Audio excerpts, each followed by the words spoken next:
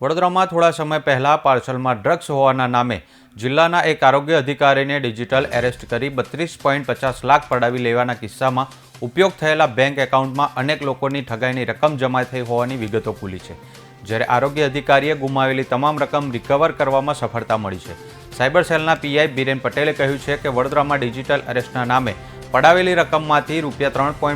₹7.50 લાખ એક data રીમ ID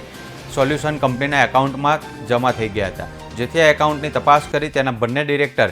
ઇબ્નુસિયાદ અને અશરફની ધરપકડ કરવામાં આવી હતી। આ એકાઉન્ટની વધુ તપાસ કરતા બંને ડિરેક્ટરે એકાઉન્ટ વેચી દીધું હોવાની અને આ એકાઉન્ટ સામે સાયબર નેશનલ પોર્ટલ પર જુદા જુદા રાજ્યોમાંથી 130 જેટલી ફરિયાદો આવી હોવાની વિગતો ખુલી છે, જેથી આ એકાઉન્ટમાં લાખો રૂપિયાની ઠગાઈની હેરાફેરી થઈ હોવાથી તેની વધુ તપાસ કરવામાં આવી રહી છે। વડોદરા સિટી સાયબર ક્રાઇમ સેલે ડિજિટલ અરેસ્ટના એક કિસ્સાને ડિટેક્ટ કરી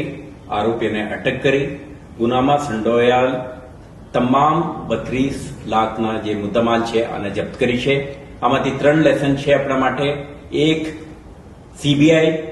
ક્રાઇમ બ્રાન્ચ, એન્ફોર્સમેન્ટ ડાયરેક્ટરેટ,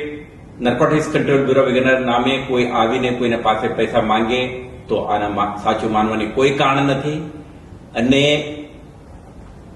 કોઈ અરેસ્ટનું વાત કરે ડિજિટલ અરેસ્ટ માટે કાયદામાં કોઈ પણ પ્રકારની જોગવાઈ નથી, અને મોબાઈલ ઇન્સ્ટ્રુમેન્ટ તમારા હાથે છે, આ કમ્યુનિકેશનનું સાધન છે, તમે આને સ્વિચ ઓફ કરી શકશો તરત જ, અને નંબરને બ્લોક કરીને સાયબર ક્રાઇમ પોલીસ સ્ટેશનને ઇન્ફોર્મ કરો તો આરોપી સુધી પહોંચવાની આપને સફળતા મળશે।